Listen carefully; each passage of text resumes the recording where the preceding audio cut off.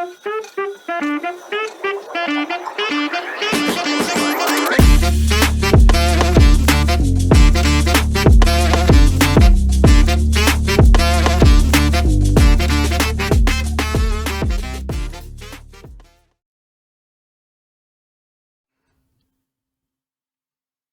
evening, ladies and gentlemen, boys and girls. Welcome to another January episode of your 2024 You've Already Peaked Gaming Podcast, featuring your host, Locar, the gyrating man beast, and also featuring me, you, DjLobsterDust, you, the steamboat captain. Is that Dredge? No, it's a Benchy. Oh. Kind of looks a little dredgy though, huh? Yeah, it looks very much like the Dredge. Yeah, no, it's officially licensed dredge. There you go. Merch. Yeah. After last week, we've given all copyrights out of the window. We're just taking everything. Find it on the Etsy store. What's up, man? Oh, what's up, man? It's the 9th. Fuck. Why does it already feel like it's like February? I said this yesterday. I was like, I didn't know what it was, but I woke up in the morning and I was like, fuck, okay, whatever. Got through my day, like midday, I was like, fuck, whatever. Towards the end of the night, I was sitting down and then it just hit me. And I was like, it's only fucking Monday. And I was just like, what is going on, dude? What is happening? I was so preoccupied with just like everything running, and then it was only Monday, and it felt like it was like it should have been Thursday or whatever. It felt like it was a full fucking week. I was like, I'm so tired. I'm so just annoyed. I'm cold. Look, it's beanie season. You know what I mean? I just can't. We're in the second week of January, and I feel like we've already gone through like an entire month. Like, I don't know why these last like 9 days I felt like it's just fucking dragged on. Yeah. But 2024 off to a rough start. rough start. I mean, okay, to be fair, like it hasn't been like terrible. It just kind of feels like it's dragged on. I don't know. Yeah, no, I agree. Fucking off. If you had to ask me how I felt, spark the hydrogen collider or something. Yeah, Like, let's move this along a little bit, because that's if you had asked me, I would say it's probably like fucking April. Fucking, I'm over it. Yeah, I'm not a big fan right now. That's for sure. Oh man, that's all right though. You know, the thing is it's been a positive start to the year though. Nothing like, other than the fact that it's been like slow, or it feels like it's just been dragging. Like, I don't know if there's just because there's nothing going on, or if it's also one of those ideas that like, it's just, I'm not doing anything, so therefore it feels like it's dragging on even longer. Like, all I'm doing is working and sleeping at this point. Like, I don't even have the energy to like play video games right now. Yeah. You know what I mean? Like, I sat down and edited last night. I was editing the night before, and it's just like, I go to turn a game on, and then I'm like, I don't want to play anything right now. You know what I mean? Like, and I don't, it's not because like I'm not engaged in video games or I don't like video games. I'm just so drained, you know? Yeah. So I feel that. But it's been a positive start of the year. Work for me has been good. Like, new things have been happening. I've been just moving. Usually during this time period, it's like, it's dead because it's winter. But I'm like moving and grooving. I got a potential new property. Like the manager from Davis who quit and left, she got a property up here in Sac. And so they have a ton of stuff. So I was at the property, got set up. Now there was a bunch of work. So I'm moving and grooving. I'm busy and feeling good about that. But it's also like, oh my God. I think what I need, and not at home, because I think at home is what's driving me insane, but I need like a week or 2 week vacation that takes me just away. I need to be away from it all, from like an actual, like, it's been holiday and busy and all the crazy stuff and like, all the extra shit, and then starting the new year and trying to get everything. I need like a fucking chunk of time where I just disappear. And just not in Sac. Just not in Sac, not at home. Like, yeah, I love video games or whatever, but just away. Yeah. Go fucking travel Madrid or go to Granada again and just piss off for like 2 weeks. go to Granada. I need to go to Madrid or Granada. I'm like, dude, I'll take 2 weeks into fucking Citrus Heights as long as I'm not dealing with work. Fucking Airbnb in Napa. Yeah. Fucking. Ugh. I mean, yeah, obviously, but like that's where my mindset is. Like big travel vacation. That's what I'd like to do.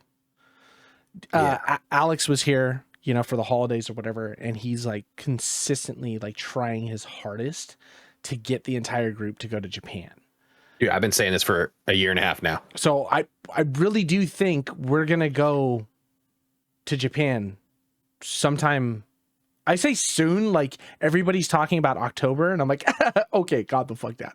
But if it's not this year, it's gonna be next year for sure. Yeah. He said round trip tickets. If you don't care where you sit, what you do, but like he said, even upgrading is not terrible. And you don't go during a holiday season, round trip tickets from here to Japan are $700. That's nothing. It's nothing. That's nothing compared to what I thought it would be. He said not only that, but like the transition of dollar bill to yen is so large that it's not cheap in a sense. It's not like you're going to Mexico, you know? Yeah. But, or like Thailand or something, but it's still enough that for $300, you can still live like a fucking king in like for a couple days or whatever. So like, he's like, come out, we'll go and do like the Japanese gardens where they don't care about like tattoos and stuff like that. And then we can go hang out in like the what? Yeah. So Japan has like a really strong culture of no tattoos. I think a lot of it is because tattoos are associated with Yakuza. So like businesses and families do not have themselves set up in where you can come in to establishments with tattoos. They just like if you walk in like with my arm tattoo or anything like that, they're just like, you gotta go. Like you cannot be here. Whoa. Yeah, super strict, super strict. So there's a lot of it that's kind of like calmed down in like main Tokyo areas and stuff because it's a little bit more touristy. But when you get outside that, like countryside or like other places, you have to be conscious of that because it's not a form of disrespect, but it's like a form of like we just don't associate with that. And so you just have to fucking walk away. So like you just have to like cover up all the time? No, cover up does not work. Like, especially if you go to like the bathhouses or stuff like that. Like we wanted to go up to like a place where it's like up on a mountain, you get like natural springs, you rent out like 3 or 4 days in like this fucking place. They bring you like food and tea and stuff. You open up your fucking rice doors right up into like the fucking mountains and everything. And then you step out into like a nice hot spring, natural hot spring and stuff like that. So you can't cover up there because they have a very like strict, like you have to wear very specific stuff policy. And so if you got tattoos, they're just like a gone. So, I mean, I'm talking to somebody with no tattoos. But that shit sounds fucking whack. Let's go to fucking Vietnam. That's exactly. Yeah, they don't give a fucking deer hunter. Yeah, they don't give a just fucking screaming. Yeah. So that's only the only negative that we can have while we're out there for a few of us. Like Will is gonna struggle bus because he looks full Asian and is just blasted head to toe. Yeah. And why did he get that one on his back? Just the big fucking balls at the bottom with the dick going all the way up his spine. Like, is that like a cultural thing? Some Koreans really dig deep. I think it's him trying to get back to his roots. You know what I mean? Yeah. So, yeah. Okay. It's understandable. Yeah. I mean, it's a veiny fucker though.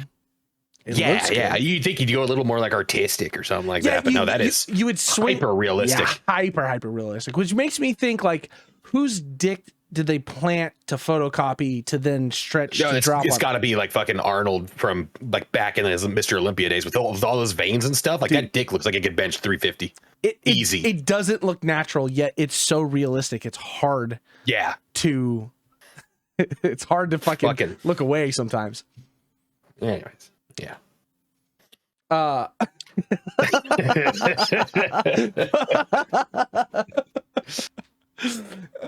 Video game news. Yeah. Video game news?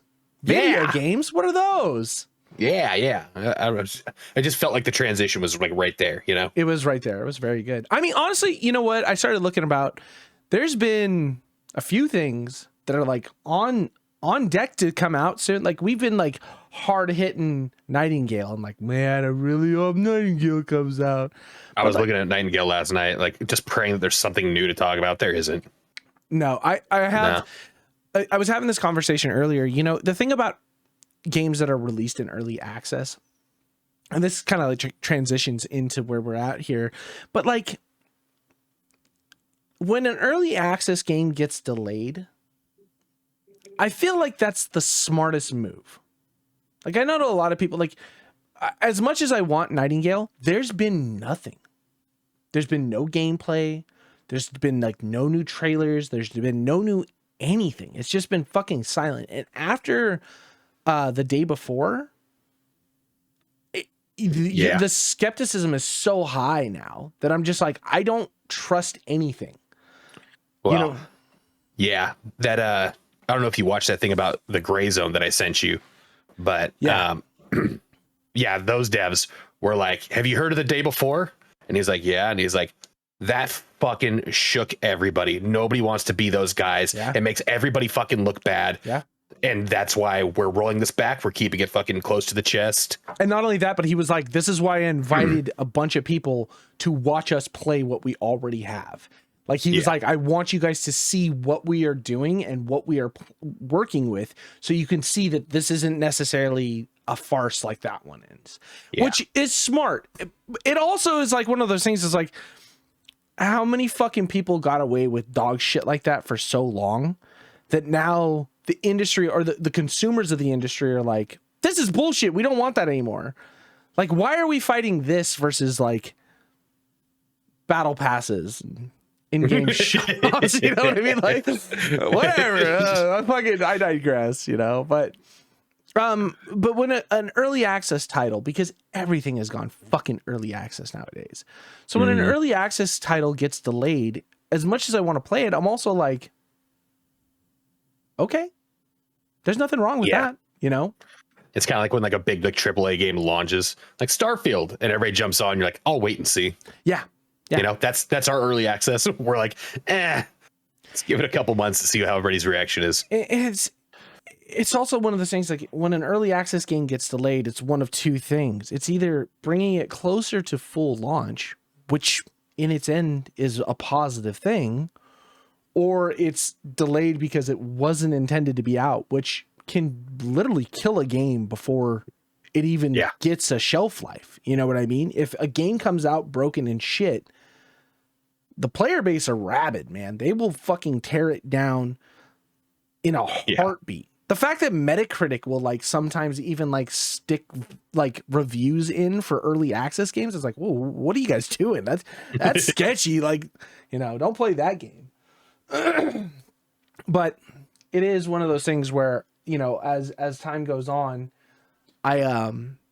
I want to move farther and farther away from early access, or at least not at the start of early. I used to love early access when games first came out under early access, because I could take that time to jump in, try it, and get like an idea on how the game was going to progress and like if it was worth my time and an effort. And this was during a time period where we didn't have demos. Remember, there's like a bit, it's starting now. Games are starting to have demos again, which is fucking brilliant. I love going on Steam and seeing demos for games pop back up so you can play them. It was fucking super sick. But instead of that, it was also, okay, we're not doing demos. The game's not ready to launch, but we can put you in early access and you can enjoy yourself in early access to help us like build the game. So you would buy an early access game, you'd get in with the forums or the discords or whatever it came out to, and your voice was heard within the community enough that changes and things were implemented and it felt good. But then it just like kind of transitions this whole thing of like the gaming industry being like, well, we could just make money on a game that's not ready. And then you end up with stuff like 7 Days to Die or Project Zomboid that's fucking 10, perpetually 11 years in early access that probably will never see like a full game launch, you know? Yeah. I don't know. It drives me insane. It drives me insane because it's like there's some cool things that have come out of early access. You know what I mean? There's some things that have gotten through to full launch that have been profitable. And it's like, that's sick. That's what it's there for. You know what I mean? It's like the welfare of video games. Yeah. Yeah. Sure the fuck is. Yeah.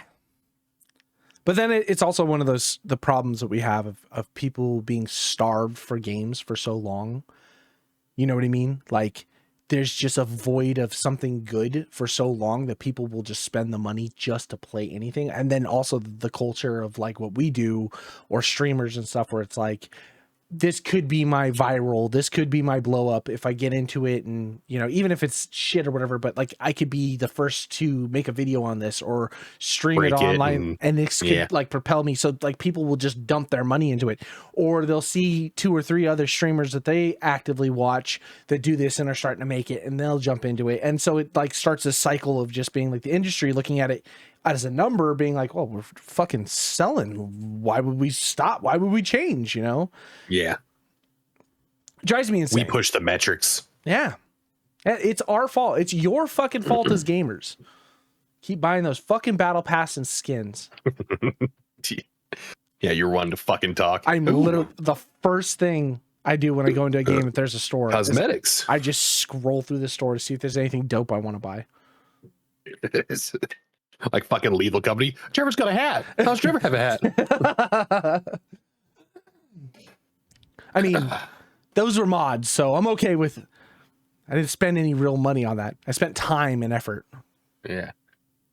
Yeah, as a command prompt is actively on your computer while you're playing, you have no clue what's happening. Yeah. It is so kind of data mining it is kind of sketchy, right? Like it's like, oh yeah. When it was killing, so there's something going on between mods, the mod thing that we're using, OBS, and then when we were playing Lethal Company, it was killing the audio in my game. Like I was getting like crackles and stuff, and then all of a sudden my audio would kill. And that's why I was like, I have to reload. I had to like relaunch my computer a bunch of times.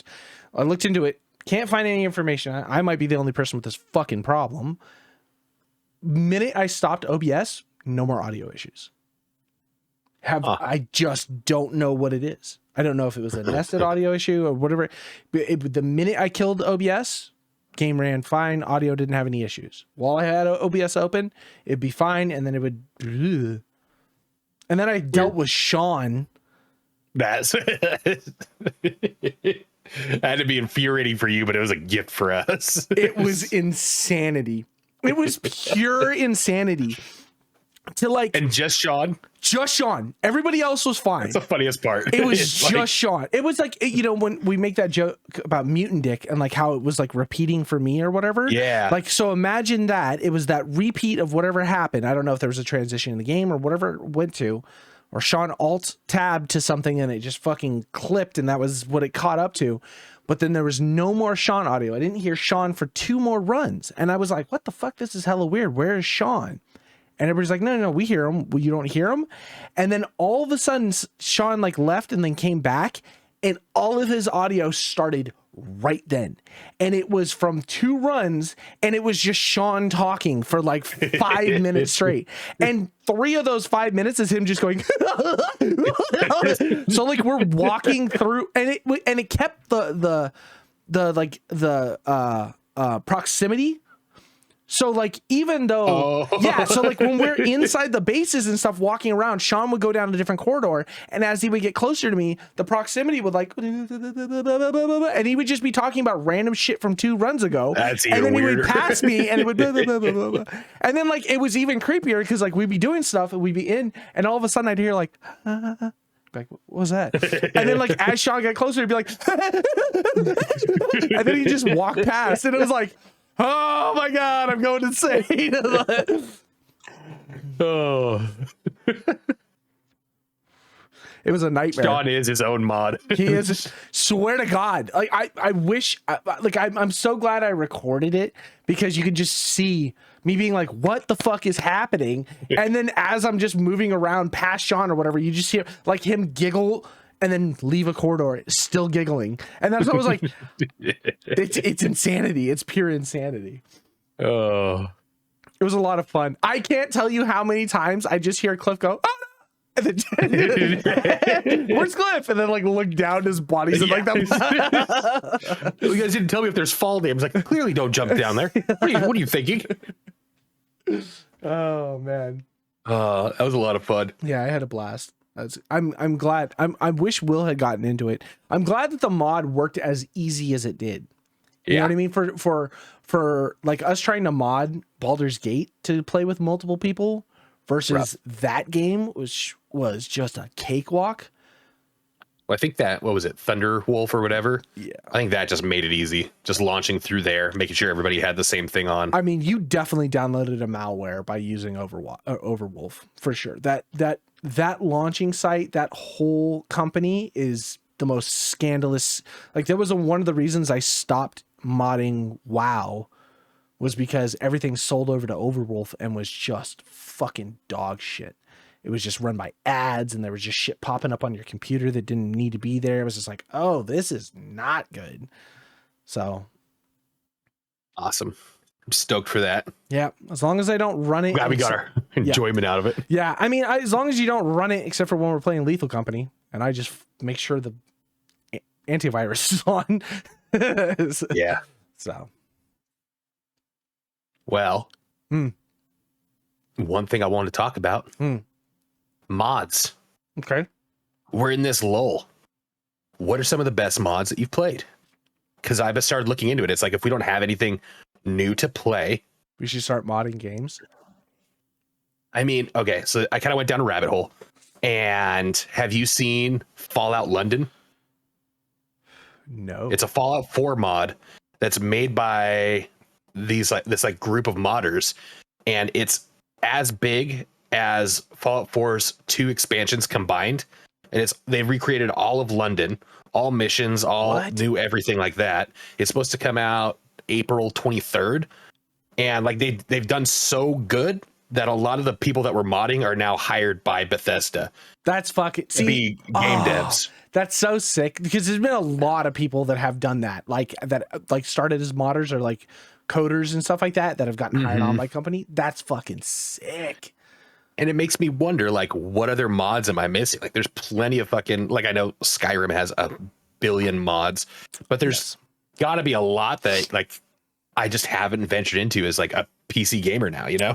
I'm relatively new to PC gaming, and I feel like this is a big chunk that I'm potentially missing out on. I mean, it's tough because, like, what are my favorite mods is hard because The endowment slider, you know, top of the list. Easily. I mean, currently my favorite mod that I've been playing is this Stalker Gamma.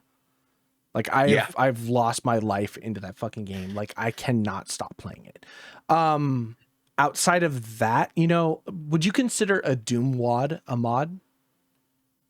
Yeah. When I was looking at like a list of mods to try to like kind of like explore this, there was like a Doom mod that like changed your HUD, let you kind of almost change everything in it. There's a ton of them. If you want like upgraded graphics, if you want different gunplay, different like all sorts of stuff. 100%.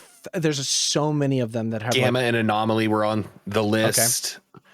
Okay. Squad actually, I guess, has like a whole Star Wars mod. Yeah, it's so sick. It's so sick. It's not terribly hard to get running apparently, but it is I guess for lack of better words, buggy. Because Squad is just so meh and so massive that I guess the mod, it works. It definitely works. You fly in on fucking stormtrooper drop ships and like there's, you know, X-Wings flying around, shit like that. And that's dope. That's so dope. I watched, God, who did I watch play that?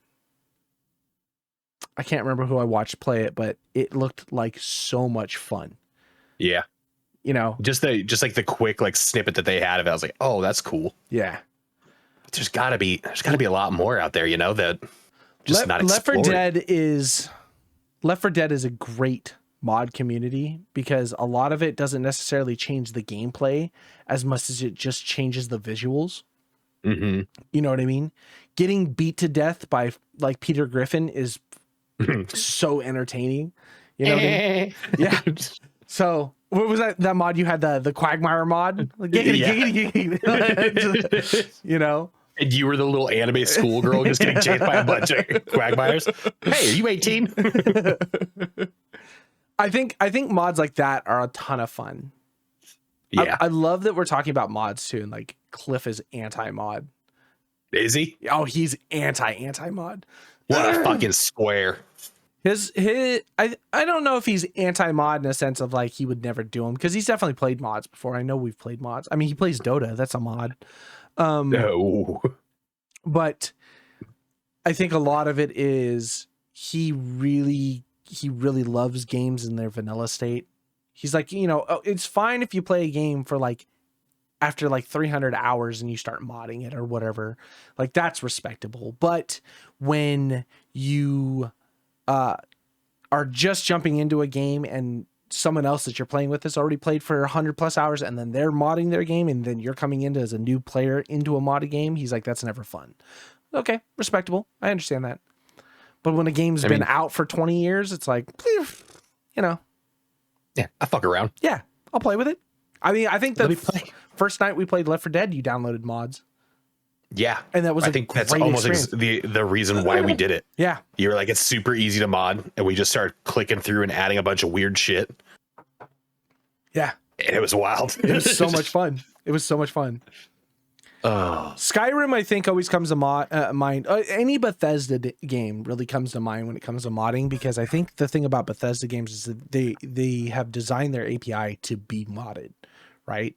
Where like it wasn't necessarily introduced late game, but like Skyrim took that in full swing, and Bethesda made their own specific launcher so you could build your own specific mods and then upload your own specific mods to the Bethesda launcher. So there was no third-party action involved with that. It was all like, here's this nice, neat little area for you to just fuck around with our game.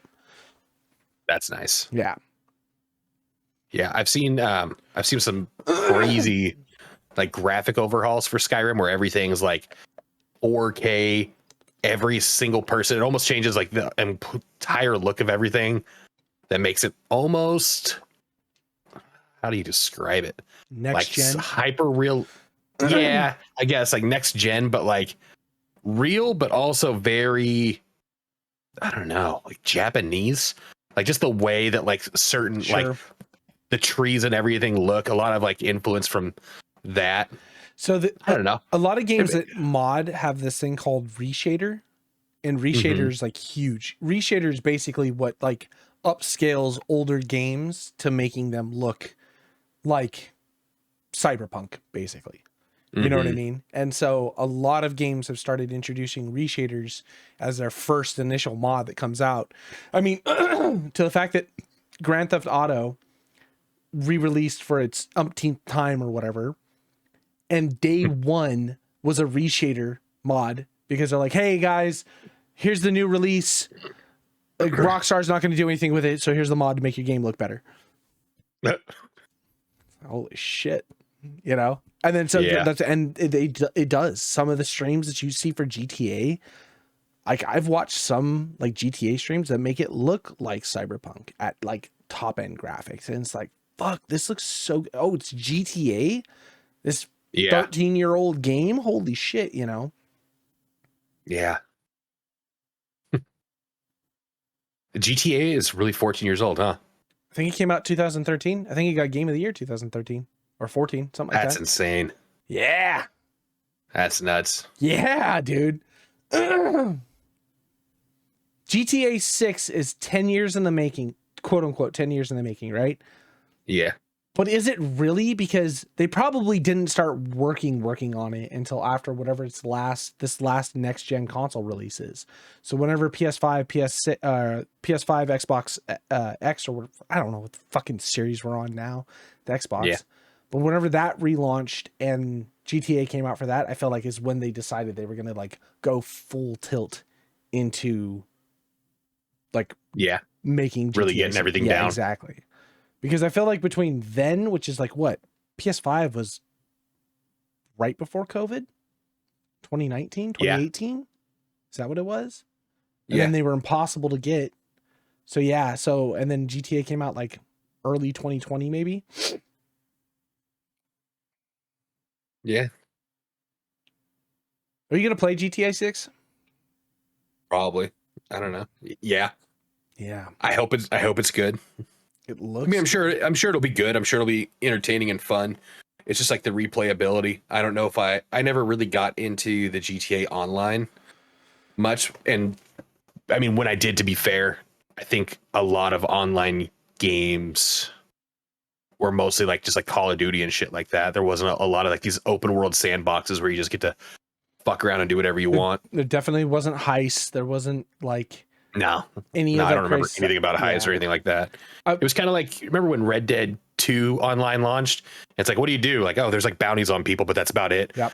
Like you basically just spent your time fucking up other people's missions. Yep. Or you would get into like races, or like I remember there was just like a horde mode shootout thing where like you just dropped in, you killed waves of enemies, and you just saw how far you could get. And like that's all I did on GTA Online. And then and you're exactly right. I came back like, I don't know, 6-7 years later and hopped into GTA Online and was like, whoa, this is like a living, breathing MMO. Yeah. It's like weird how like involved the online community got. And then not only that, but again, taking that a next step was like the mods, the private servers, the RP servers, you know what I mean? Like GTA has like evolved into its own fucking thing. Or at least GTA Online is. I cannot play the story mode GTA 5 again. Like I went back and tried to do it, and I was like, I'll just fuck around and play. It's a lot. It's a lot. And it's fucking slow. It was a great story when it came out, but it is fucking slow, man. Yeah. I was like, holy shit, I can't do this. After like probably, I want to say like I put another like 7-8 hours into it. I was like, I'm done. I can't do this. I'm good. Yeah. Yeah. So I'm hopeful. It has to be, right? GTA 6. Like they have to. Is it going to be unless they're just like leading there, like, yeah, well, they're going to do what they want anyways. You know? I'm wondering if the GTA community is that of the Bethesda community or the Activision community, where they've just been starved for their game for so long or something that they'll just fucking buy whatever. You know what I mean? Yeah. It's Todd Howard's next game. You buy Starfield, and there's people for fucking ever. Look, Starfield's a good game. Like, it is not a good game. No, I mean, it'll get better though. It's like that doesn't make it a good game now. It's 37% approval on Steam. Yeah. The fact that people are like, oh, GTA 5, it's like, it is a 10-year-old game. Like, yeah, like, don't get me wrong. I still like talk about, like Doom 2, and that was what, 96? Like, trust me, I get it. I understand. Respect. But like, that doesn't necessarily make the next game better. Yeah. It's riding the coattails of nostalgia. We've seen it a time or two. Yeah. Well, okay, so this is a good point to like, because I was reading about this, and this is an interesting thing that I wasn't really noticing, but I kind of like towards the end of 2023, I kind of noticed this trend starting to pop up a little bit, but wasn't really like paying attention to it much. The not necessarily remasters. In a sense, they are remasters, but like where companies are now no longer making new content, they're starting to take the route of the like the movie industry, where we're just recycling old games into new, like we've just redone the engine and we're doing new stories. So you had like Resident Evil 4, Dead Space, Last of Us Part 1, which I guess PC port was just the absolute worst piece of dog shit on the world. I started looking at new games for 2024, and it's like there's a chunk of them that are just remakes. Yeah. And it's like is that where we're headed now? Is that the unique ideas and the new IPs have died, and so therefore you're either left with Call of Duty early access or remakes?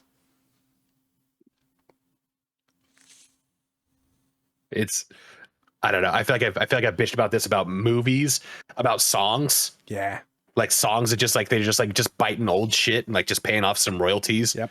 So like bring it back. Like, is that generational gap like have we reached the point where like old stuff is now new to people that have never existed for it, you know? Fuck, is that what's happening? Is that what's happening? We're getting to That's what happened with music and movies. that we're getting to the remaster age of the 70s where like we now have CDs, and so like let's take old songs from records and upgrade them to CDs and remaster them so they sound in like digital quality. The white album that you've never heard it before. Holy fuck. I don't know if I can deal with this.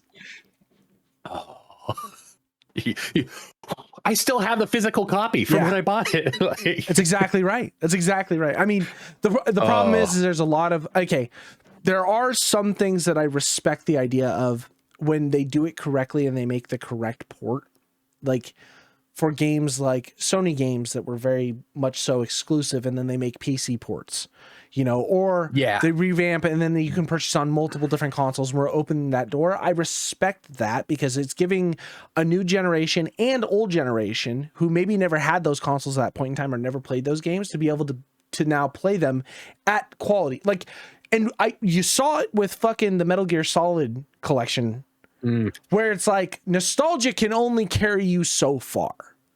Like it's good because the game was good at its time, but it's actually trash because it plays like shit. And not only that, it looks like shit. It's hard. Yeah. It is really, really hard to go back and play games from like early to mid 2000s. Yeah. Especially nowadays when you're used to the responsiveness, exactly everything. Like even bad, and that's something that's like kicking me in the teeth, is even bad quality games now are still light years better than when we were like in high school.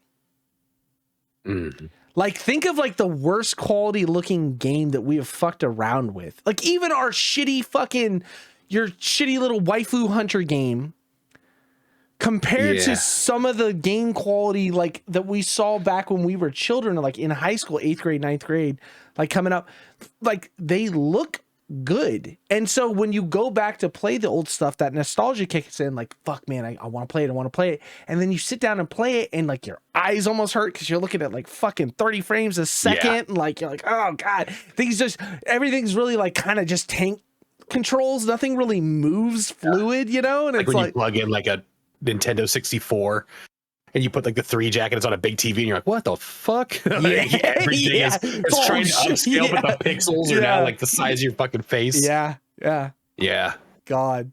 Audio video cable, or like, remember where, okay, and this'll date us, turn to channel 3 or was it channel 4 and then plug in your audio thing or the aux thing in the back so you could get it to run. Fuck, man. Yeah. But that's what I'm saying. Like when you see this, like it's cool because us as gamers that are now like starting to become parents or like bringing up the next generation or handing video games down to the next generation, at least, it's cool to be like, this game was fucking super sick when I was a kid, but I'm not going to make you try and play an old game when the remake comes out and it's at quality or where it's at for current state. It's like you can experience this as a nostalgia point for me, but in a new experience for its new quality or new revamp, or even if they change missions or make things a little bit more smooth, especially when games come out that go back in the day, we didn't really have like the Resident Evil 4 really comes to mind because they changed a bunch of, not a bunch, but a lot of the stories and some things that were like the community or people had bitched about, or even if you go back and read like a Game Informer from like 2004 or whatever, and it's like, oh, this is a great fucking game, but there are these negative qualities. Well, now game companies have this opportunity to be like, hey, remember when people hated this? Take this the fuck out and start over from scratch there. So they're like rebuilding it to make it just that much better, because there was no day one patches. There was no online updating. When you bought a game, that's what you got. Yeah. So like it's kind of a positive, but it also sucks because I'm like, I don't want to play Dead Space again. I love Dead Space. I just don't want to play it again. Yeah. I love Resident Evil 4. I just don't want to play it again. You know what I mean? Leave it in the past. I don't know. It's shitty. It feels it's a real double-edged sword. It really is. Because I respect it. And they look good. They look very, very good. Like thumbs up. I am really excited to see that.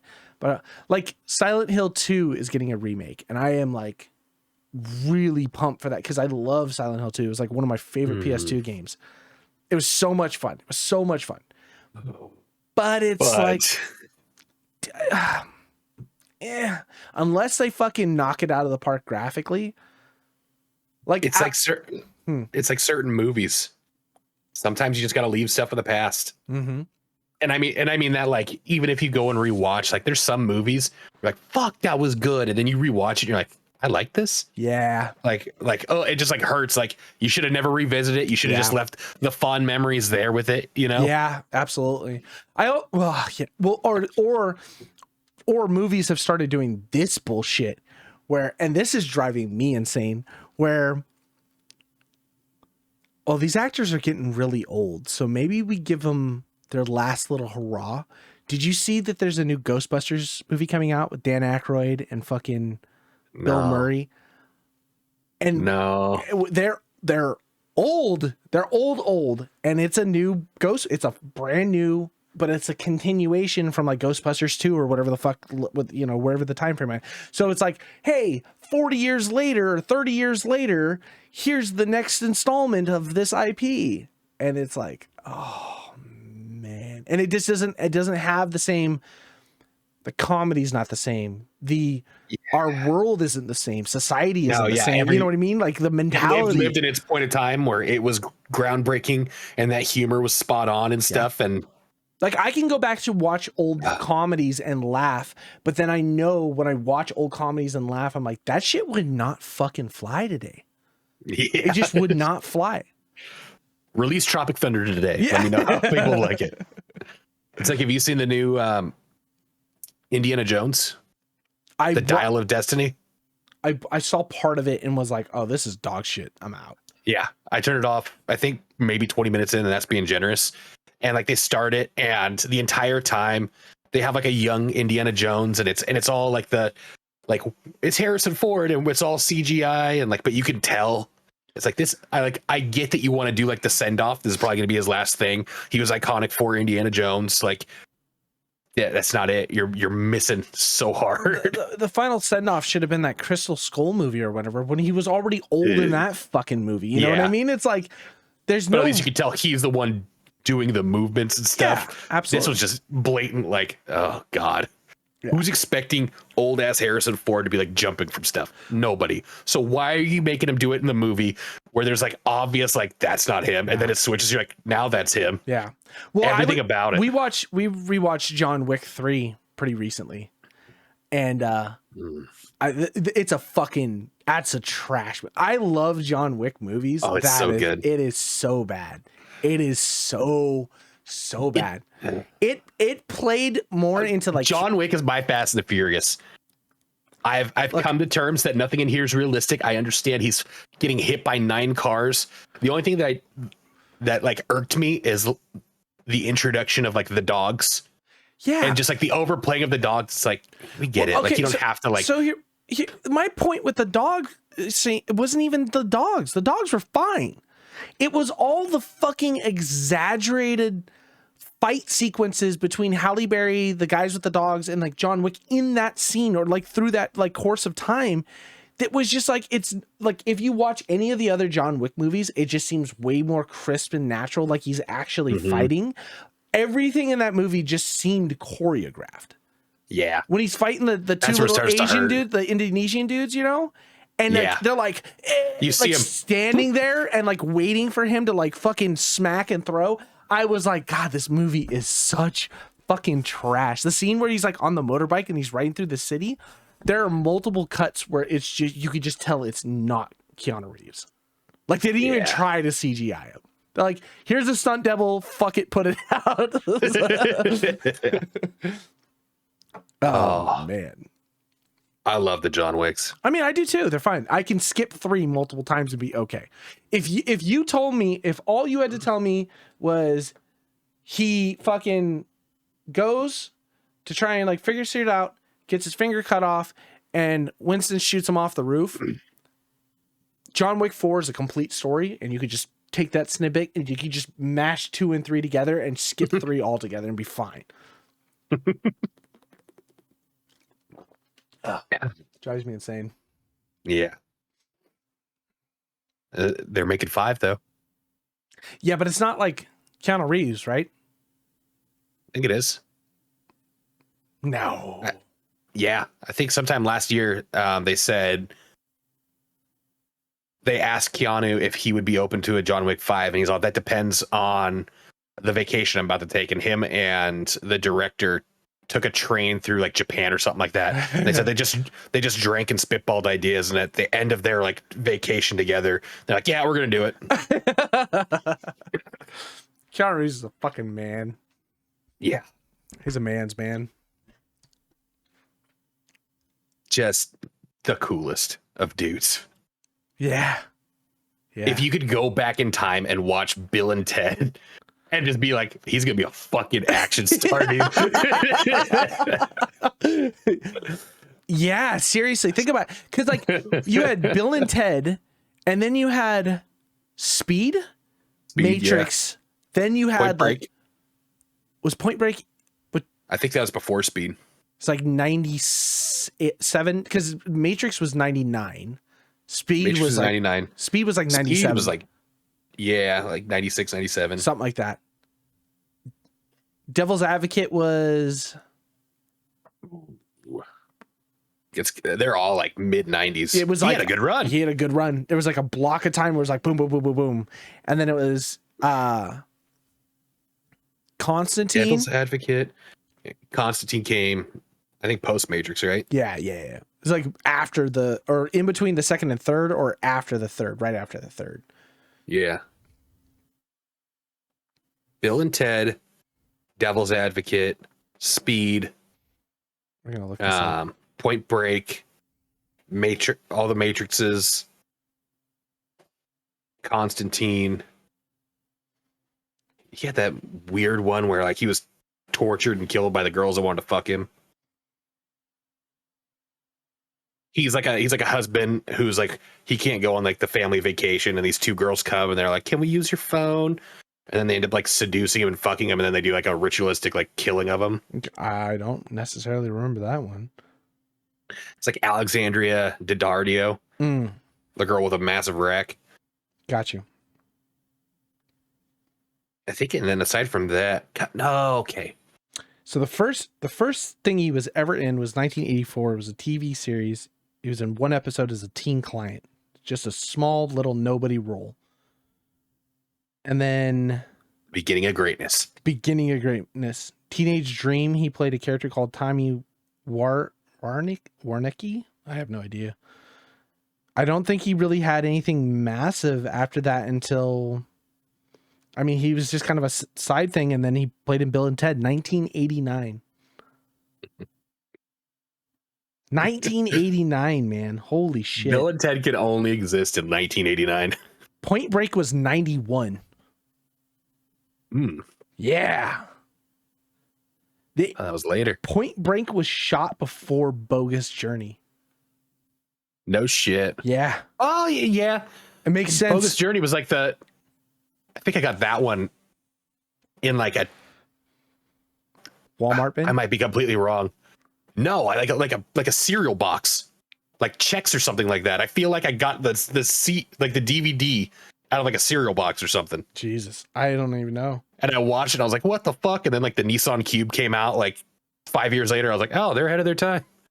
He was in Bram Stoker's Dracula. That's right. Yeah. It was Gary Oldman. 1992. Then Speed was 94. Johnny Mnemonic. Dude. Johnny Mnemonic. How do we forget Johnny Mnemonic, man? Holy shit. That's 95. This is where he just blew up. And then it was just, he was literally in everything. Chain Reaction, Filling Minnesota, The Last Time I Committed Suicide, Devil's Advocate, and then The Matrix. And then that just went from there. He was in The Replacements. Replacements. God, that movie's so good. Oh. God, that movie's so fucking good. I had a Falco jersey somewhere. I did too. For a long time. I did too. Oh my God, man. That scene where they're like, don't let him get this down, and they like snap the ball, and he's just like up, just drop kicks the dude in the chest. Just need him inside. Oh. God, man, that movie's so fucking good. Oh, and then all the Matrix movies. Constantine, yep. Scanner Darkly. God. Yeah. Day the Earth. That was the first time I smoked weed. Was that movie. That was a movie to do it. Yeah. I think I watched it like 6 times after seeing it in the theaters and be like, I think the weed changed me, man. I'm never gonna understand this movie. I read the book like 3 or 4 times after seeing the movie and then rewatched it for like a full summer. That's fucking Robert Downey Jr. in that. Woody Harrelson, man. Fuck that. Benicio del Toro, all the fucking fleas. Fuck, man, that movie's so good. Yeah, that's one to rewatch. Yeah, I rewatched that not that long ago. I rewatched that probably, I want to say at least a year ago. Oh, because it's on Amazon Prime or something like that. Oh, I'm gonna fucking watch it tonight. 100%. Oh, we love you, Keanu. God, absolutely. Don't stop. You've done the world an absolute favor. That makes me. He's just a fucking sick ass cool guy. He's just a cool fucking dude. Gave how much of his money from the Matrix to the CGI people because he's like, I mean, how much of this is really me? Like they're doing like the big work. Just a cool fucking dude. Just awesome. And it's just like he's just a wholesome fucking guy. I hope from us talking about him he doesn't die. Dude, that would break my heart. Oh my god! I was just thinking about that. I was like, dude, if this is how we start off fucking 2024, like I'm done. If we kill Keanu Reeves, I think I'll never forget myself. We alter the curse by talking about the curse. Because every time we mention someone and we don't say anything about the curse, that's when shit goes sideways. Yeah. Just the casual mentions. Yeah. The fact that we've acknowledged it, you're safe, Keanu. Yeah, you're good to go. We're good. Hopefully. I mean, this is a theory. Let's not test it. Oh, man. Oh, my God. Makes me want to go back and play Cyberpunk. I was talking to James this past weekend. Yeah. I want to play Cyberpunk because I want Keanu. I want to play the new DLC with I do too. Bad. It's so like I asked. But I hear you have to play it like all the way from the beginning. Like start. That's a big game to start all the way from the beginning too. Big game. Well, you know, one of my biggest complaints with that game was never the bugs or the fucking graphics or all the broken missions or anything. I never fucking complained about that. It never bothered me. Never bothered me. The thing that bothered me the most was completing the game and the whole world opening up to you, but there is no way for you to respec your fucking points. You were just stuck with whatever character you decided to build. So if I decided to run the city in that open world aspect at the end of the game when I could just do side quests and just fuck around and do whatever, I was locked to whatever I decided to do, even though that now I have all this knowledge or I found new weapons and stuff like that. And I wanted to try and do a different build. The idea was, okay, you want to try a new build, start the game over from scratch and do it again. I put fucking 100 plus, like 200 plus hours in like a single save. I'm not doing it a second time for a different build. And so I was hoping that they were going to change that. Nope, never did. So this new DLC comes out. I think you can respec some of your talent stuff. You could always respec like your talents or whatever, not the talents, but like your stats, but like not or vice versa, whatever it was. But you couldn't like re-roll in a sense of like putting points wherever you really wanted them. You want to hear something disgusting? Yeah. So I only played 82 hours, but that's just one playthrough. Mm-hmm. Is that 82 hours? And watching people play the game now, I'm like, oh, I didn't get the point of the game at all. I didn't have any like the mantis arms. I didn't have any of that shit. I basically just ran around with a gun. Oh yeah. I just played it like a first person shooter. Yeah. Like, I don't think I went into like the only times that I used the like distractions, like setting off like machines and stuff, is when like the game's like, you have to do this. Yeah. Otherwise, I just ran around just shooting shit.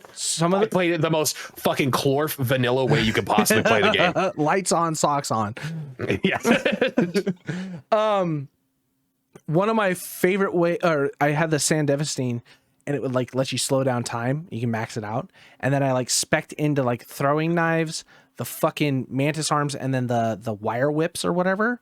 So I would fucking slow down time, run around, throwing knives at all the fucking enemies, and then like stab a couple people and then turn around and just fucking the whips at people. And so when I stopped the stand devastating, everything just went and just like died around me. It was just it was the coolest fucking experience ever. And it was super sick. But again, I didn't go full stealth into that. And so at the end of the game, I had like a really dope ass like build I could have done with like stealth. And I was like, I want to fuck around with this because I was watching people play it online.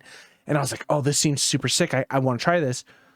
Start out from scratch and regrind everything, all the cars, all the stats, all the missions, all the fucking like little chips and stuff. And I was like, who's got time for that? Yeah. You got to be, I don't know. Even being like an absurd fan, that still seems excessive, you know? Yeah, I feel like the people that continuously play that game are the content creators that I still see shorts of and stuff like that. You know what I mean? Yeah. Or someone's like dope ass, like it's like always a title that's like dope ass stealth build. Like you know what I mean? Like, nobody tried like dope ass stealth build. You can watch it. It's like 5 minutes of them just like hopping over roofs and like fucking like slide canceling, killing people, and it's like holy shit. Like I saw a dude grab a guy, stab him, hop over the railing, wait until another guy came around a railing to then grab him and throw him over the edge to when someone else saw him underneath, and then like ran over, kicked something that like flew off and whacked somebody else, and then like shot another guy. I was like, how many times did you reload that save to get that perfect fucking clip? You know what I mean? But that was what was dope about it. It would also be more dope if I could just respec whenever I wanted. The fact that when that was going on and community was talking about it, people were like, oh, just play 4 different save files till this point, and then that way you could just hop. I was like, what in the fuck are you talking? Or they were like, just play, but never put any points into anything. So max your character out, have everything that you need, and then just make a save file there. And so that way you could just put points in wherever, go and run around, do something, and then reload to another save and do. I was like, oh my God. Why is that the solution? That sounds awful. Awful. In a world of mods, why isn't there a mod to reset your shit? Oh man. There's one more little interesting tidbit that we can close out on. You know the company that put out Gollum? Yes. Starts with an N or something. Mm-hmm. Anyways, so they were in bed with another company, Frogwares. Okay. And they were like collaborating on a game together. Mm-hmm. And I don't know if it's the Sherlock Holmes game or if that's just like Frogware's like claim to success, but whatever game they were collaborating on, this company was like, well, listen, like we need you to do this, this, and this. And they're like, no, like we're not ready. We're not there. And they're like, okay, but like in our contract, it says that you're going to do this by this time. They're like, listen, like, I don't know what to tell you. It's not there.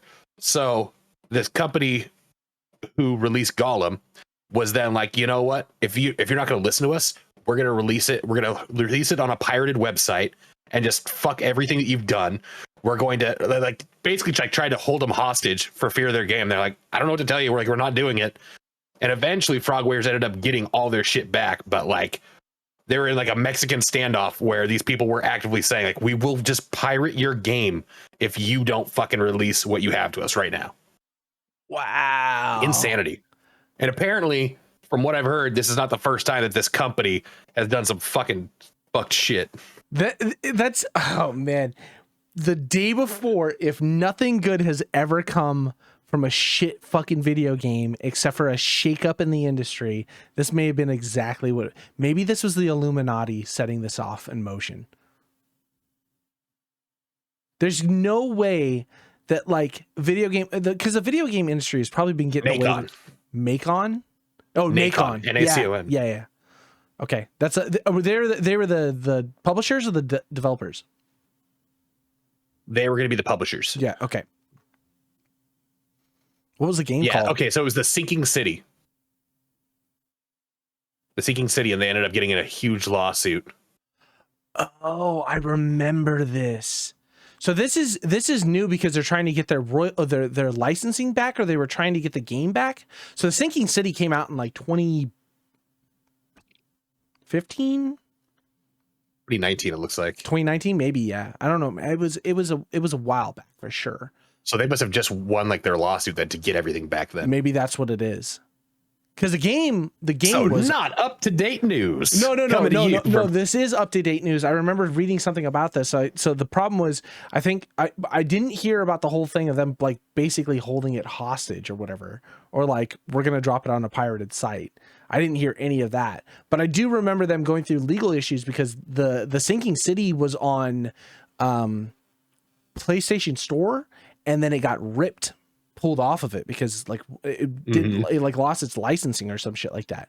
So a bunch of people that owned it were all fucking pissed off, and then all of a sudden it popped back up on Steam and a bunch of people bought it, and then I don't know if it ever left Steam or not, but I know that there was, because it had popped back up on Steam for whatever reason, it was under like huge legal fucking ramifications and like investigations and shit.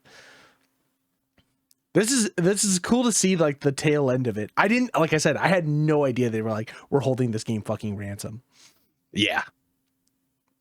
There's two games coming out that I'm really pumped about. So it was on Steam from Nacon, it looks like, and Frogware told them okay. They needed to pull it, so they received a DMCA takedown notice from their game off Steam, and then it ended up on a hacked and pirated copy website, and people started playing it, and that's where they got into like the litigation between the two. That's fucking insane.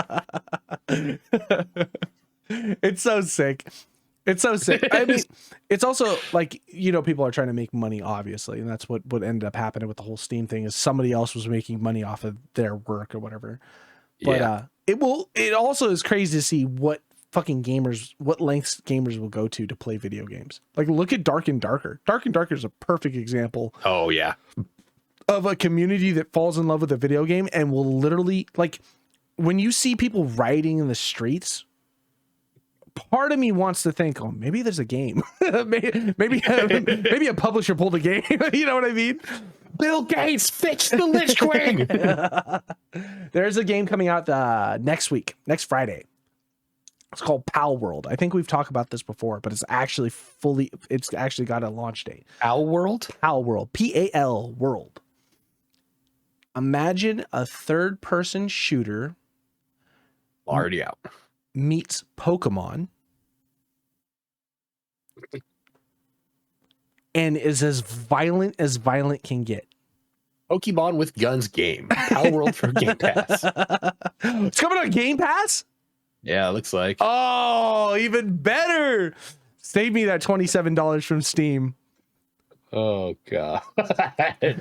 Each Pokemon has their own like guns, or like Pokemon, their pals, have their own like different gun sets that you can use while in combat. Some of them, like, you pull the tail back and shoot fucking eggs out of their assholes and stuff. Other ones have like giant miniguns, and like you can ride them around like fucking like monsters and stuff. And they just like, you just murder animals and things like that. This like how they describe it. Legally distinct Pokemon murdering survival game Pal World gets a release date. So Pocket Pair is the devs that did this. They did another game recently called, they've been working on it for a while. It was Craftopia, and it was like a really interesting game. It seemed like it was going to be a lot of fun. It's just kind of like an open world crafting, just kind of do whatever game. So it's cool. So they transitioned to this, and I've been following this for I remember seeing the trailer on this originally. It was like, I am going to play this game when it comes out. And then it finally got its launch, and I'm like, I am fucking ready, dude. And on Game Pass, oh my God, absolutely we'll be playing this game. How do we have this, but we don't have Squirrel with a gun? Yeah, I think Squirrel was a gun was the day before. A rug pull? Yeah, oh yeah, 100%. They just had some clips that they could fucking cycle through and see if they can generate some quick money. Yep. The next one that's coming out is Pacific Drive. This is a game I've been following for a while. It comes out February 22nd, I think. It is, so if you like survival crafting, you like kind of the Stalker-esque, like, anomaly zone type of thing, and you like just fucking driving a jalopy around and making a fucking car a powerhouse and just living on wheels, this game is going to be super, super interesting. I remember watching it when it first popped up. I remember watching the devs literally driving the fucking Ghostbusters mobile. You just upgrade it and you just survival craft. That's all you do. It's like the Long Dark meets fucking Jalopy. Those two games I'm like ready for. I'm ready. That's what I'm saying. It's like there may be a lull, but there's still shit out there coming. There's still games coming. I think Enshrouded's supposed to come the end of this month or the beginning of next month. And like if we don't have Nightingale, Enshrouded might be another good alternative for us to look at. It's very much so. Again, the question and conversation always comes down to how are we going to play with friends, where like Arc right now is a perfect little point. Oh yeah, we didn't even talk about Arc. You know, we jumped into Arc again. Yeah. And it's been great. Like getting through the rough part of like getting the server set up. But like Arc has been great. I put two fucking fans on my computer just so this motherfucker wouldn't overheat. Cause it runs hot. I can't tell you what reason it is, but my CPU was like 98, 99 degrees. I was like, this motherfucker is warm. And I remember when we played it originally, I was like, man, Arc runs warm. But I now that everything's been upgraded, you know, 13th gen, big ass fucking like graphics card in there, the case was getting hot. Like I could feel, like I was like, is the heater on? And I was like, holy shit, like this is getting warm. So I put those two fans in there. First off, buy those fans. I had fucking turbines. I had to buy a fan controller so I could turn the RPMs down on the fans. That's how fast they were going. I was like, it was going to the point where it was like, it was fine. The case is stable, but it was so loud. And it wasn't like it was loud because the fans are just like, you know, shitty quality or whatever. They were just spinning. They're just fucking cooking. I have a magnetic like dust filter on the top. It was just like fluttering off the top of it because it was pushing so much. I was like, holy shit. But Arc has been great. But Arc has been great because at no point in time does everybody have to be on at the exact same time to play the game. Yeah. Or we don't have to go back to a menu to pull someone back in. You know what I mean? Yeah.